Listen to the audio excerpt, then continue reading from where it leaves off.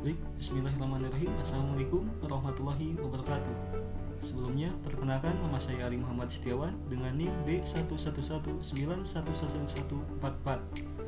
Di sini saya akan mempresentasikan yaitu tentang negosiasi dalam bisnis.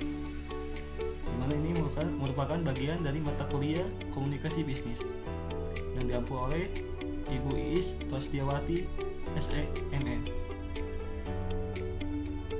Adapun yang akan kita bahas pada kesempatan kali ini yaitu yang pertama, apa yang dimaksud dengan negosiasi. Yang kedua, di mana saja kita dapat melakukan negosiasi dan dengan siapa saja. Terus yang ketiga, bagaimana cara kita melakukan negosiasi. Dan yang terakhir, kendala apa saja yang dapat mengganggu sebuah negosiasi. Baik, langsung saja untuk pembahasan yang pertama, yaitu tentang pengertian negosiasi. Negosiasi adalah sesuatu yang kita lakukan setiap saat dan terjadi hampir di setiap aspek kehidupan kita.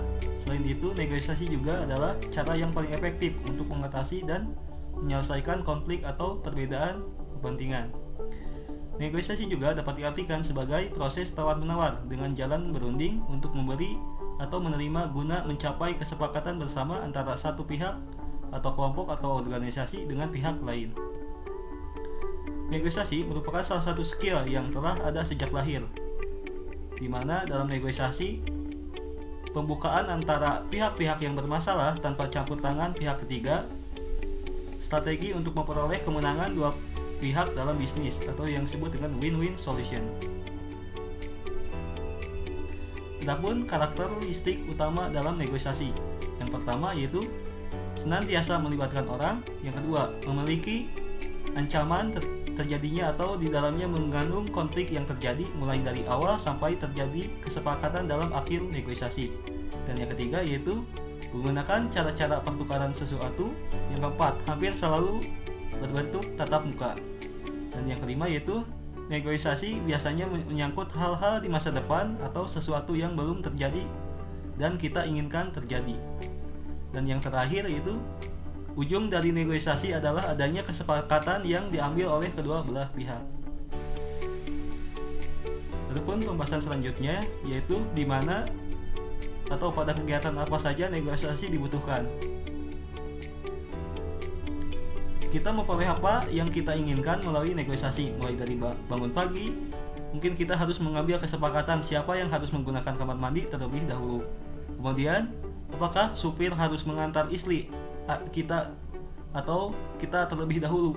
Demikian pula di kantor, misalnya kita melakukan negosiasi dalam rapat direksi, rapat staf, dan menentukan harga barang dan jasa, bahkan untuk menentukan di mana akan makan siang, kita harus bernegosiasi dengan rekan sekerja kita. Terus, siapa yang melakukan negosiasi? Jadi kita semua pada dasarnya adalah negosiator. Beberapa dari kita melakukannya dengan baik, sedangkan sebagian lagi tidak pernah memenangkan negosiasi. Sebagian kita hanya menjadi pengikut atau selalu mengikuti dan mengakomodasi kepentingan orang lain. Negosiasi dilakukan oleh semua manusia yang berinteraksi dengan manusia lainnya, mulai dari anak kecil sampai orang tua, semua lapisan dari kalangan sosial terbawah sampai dengan kaum elit di kalangan atas. Negosiasi dilakukan mulai dari rumah, sekolah, kantor, dan semua aspek kehidupan kita. Kita bernegosiasi dengan siapa saja, mulai dari istri atau suami, anak, orang tua, bos kita, teman, dan relasi bisnis. Dan kegiatan negosiasi kita dilakukan setiap saat dan setiap hari. Negosiasi dapat berupa apa saja, sampai gaji kita, mobil dan rumah yang kita beli, biaya servis mobil, biaya liburan, keluarga, dan sebagainya. Terus, bagaimana cara kita bernegosiasi? Oleh karena itu, penting bagi kita dalam rangka mengembangkan dan mengelola diri atau manajemen diri untuk dapat memahami dasar-dasar, prinsip, dan teknik-teknik bernegosiasi sehingga kita dapat melakukan negosiasi serta membangun relasi yang jauh lebih efektif dan lebih baik dengan siapa saja. Negosiasi terjadi ketika kita melihat bahwa orang lain memiliki atau menguasai sesuatu yang kita inginkan. Agar negosiasi dapat terjadi dengan sukses, kita harus juga bersiap untuk memberikan atau merelakan sesuatu yang bernilai yang dapat kita tukar dengan sesuatu yang kita inginkan tersebut. Terus, apa saja langkah-langkah dalam bernegosiasi? Yang pertama yaitu persiapan, menentukan secara jelas apa yang ingin kita capai dalam negosiasi. Kesiapan mental dengan melakukan relaksasi. Yang kedua itu pembukaan. Ada 3 sikap yang perlu kita kembangkan dalam mengawali negosiasi, yaitu present atau menyenangkan, assertif itu tegas, tidak pelin-pelan, dan yang ketiga yaitu firm, teguh dalam pendirian. Senyum juga salah satu hal yang kita lakukan dalam mengawali sebuah negosiasi. Terus tahap dalam mengawali sebuah negosiasi. Yang pertama, jangan memegang apapun di tangan kanan Anda ketika memasuki ruangan negosiasi. Yang kedua, ulurkan tangan untuk menjabat tangan terlebih dahulu. Yang ketiga yaitu jabat tangan dengan tegas dan singkat. Yang keempat yaitu berikan senyum dan katakan sesuatu yang pas untuk mengawali pembicaraan. Selanjutnya yaitu memulai proses negosiasi bisnis. Yang pertama yaitu tunggu saat yang tepat bagi kedua pihak untuk memulai pembicaraan pada materi pokok negosiasi. Yang kedua, sampaikan pokok-pokok keinginan atau tuntutan pihak kita secara jelas, singkat, dan penuh percaya diri. Yang ketiga, tekankan bahwa kita atau organisasi kita berkeinginan untuk mencapai sesuatu kesepakatan dengan mereka. Yang keempat yaitu sediakan ruang untuk manuver atau tawar-menawar dalam negosiasi. Jangan membuat hanya 2 pilihan, ya atau tidak. Yang kelima yaitu sampaikan bahwa jika mereka memberi Anda ini, Anda akan memberi mereka itu, atau if you will give use this, will give you that. Sehingga mereka mengerti dengan jelas apa yang harus mereka berikan sebagai kompensasi dari apa yang akan kita berikan. Yang terakhir yaitu hal kedua dalam tahap permulaan proses negosiasi adalah mendengarkan dengan efektif apa yang ditawarkan atau yang menjadi tuntutan pihak lain.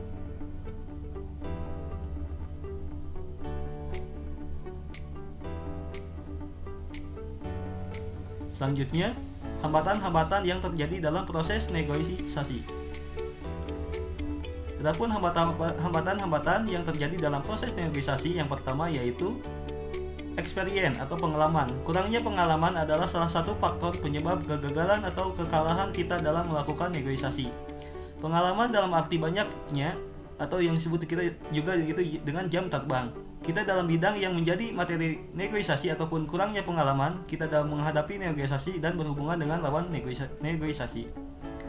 Yang kedua yaitu belajar untuk menuntut. Cobalah untuk sesekali kita menuntut lebih demi kebaikan diri kita sendiri, yaitu tapi dengan catatan kita juga telah memberikan kontribusi yang sebanding dengan apa yang akan kita tuntut. Yang ketiga yaitu kekeliruan memilih orang yang tepat untuk bernegosiasi. Seorang pembisnis yang ulung akan sangat cermat dalam memilih siapa yang pantas maju untuk bernegosiasi dengan klien. Harga seorang negosiator ulung atau konon ada yang bisa mencapai 5-10% dari nilai total sebuah proyek. Negosiasi yang berhasil. Manajemen diri tidak sekedar bermakna pengelolaan pribadi atau yang disebut kita juga dengan self management melalui keterampilan intrapersonal semata, tetapi juga mencakup keterampilan interpersonal atau people skill yang lebih fokus pada kemampuan kita untuk berkomunikasi, berhubungan, dan mempengaruhi orang lain. Dalam konsep ini, negosiasi merupakan penerapan dari keterampilan interpersonal tersebut. Selidiki keinginan lawan bicara kita dan berusaha untuk mempertemukannya dengan keinginan kita sendiri tanpa menghilangkan atau mengubah tujuan kita sejak awal. Terus, pendekatan apa saja yang dilakukan dalam negosiasi? Yang pertama itu soft bargaining, yaitu melibatkan bentuk negosiasi yang menitik beratkan pada posisi menang atau kalah dibandingkan kepentingan dari diadakannya negosiasi itu sendiri. Akan tetapi, untuk menghindari masalah-masalah yang kerap muncul dalam perundingan yang melibatkan posisi, para negosiator akan melakukan pendekatan soft, seperti memperlakukan lawan bicaranya sebagai teman, mencari kesepakatan dengan harga apapun, dan menawarkan sebuah hasil perundingan atas dasar penciptaan hubungan yang baik dengan lawan bicara. Yang kedua itu hard bargaining, itu negosiator dengan pendekatan semacam ini sangatlah bersifat kompetitif dengan melibatkan kemenangan sebagai satu-satunya tujuan akhir. Bagi beberapa orang pakar, perunding keras ini memandang lawan bicara mereka sebagai saingan.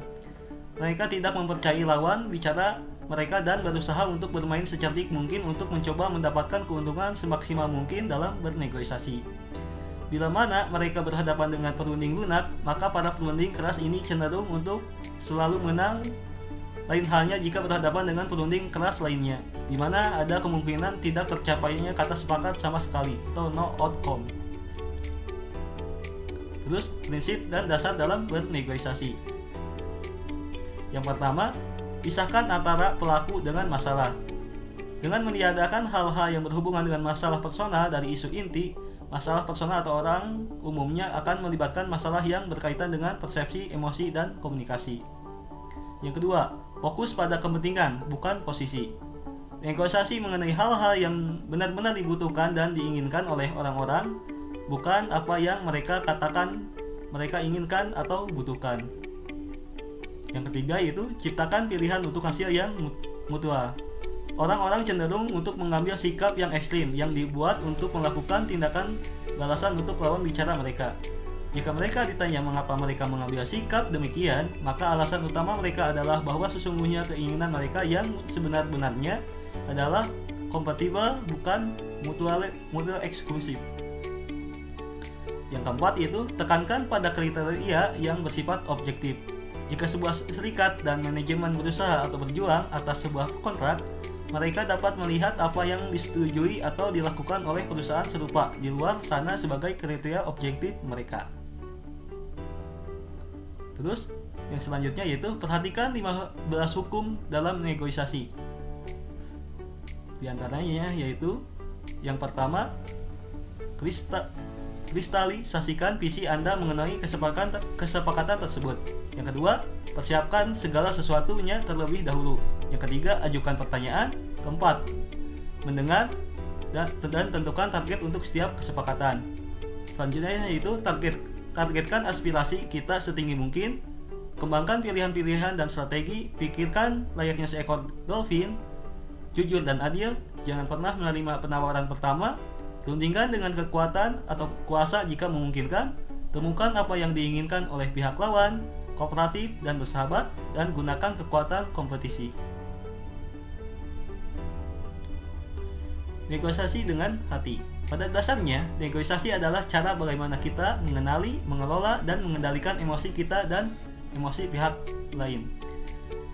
Disinilah seringkali banyak di antara kita tidak menyadari bahwa negosiasi sebenarnya lebih banyak melibatkan apa yang ada di dalam hati atau jiwa seseorang. Ini seperti gambaran sebuah gunung es, di mana puncak yang kelihatan merupakan hal-hal yang formal, tuntutan yang dinyatakan dengan jelas, kebijakan atau prosedur perusahaan maupun hubungan atau relasi bisnis yang didasarkan pada hitungan untung rugi. Sedangkan yang sering dilupakan dalam proses negosiasi adalah hal-hal yang tidak kelihatan, seperti misalnya hasrat, keinginan, perasaan, nilai-nilai maupun keyakinan yang dianut oleh individual yang terlibat dalam konflik atau yang terlibat dalam proses negosiasi. Hal-hal yang di dalam inilah justru seringkali menjadi kunci terciptanya negosiasi yang sukses dan efektif. Tidak ada metode yang sempurna atau siap pakai untuk membuat orang lain terus setuju terhadap sudut pandang kita. Yang penting, apa cara terbaik untuk menimbulkan atau menciptakan suatu iklim psikologis yang memungkinkan terwujudnya iklim persetujuan.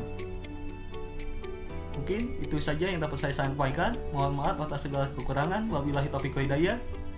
Assalamualaikum warahmatullahi wabarakatuh.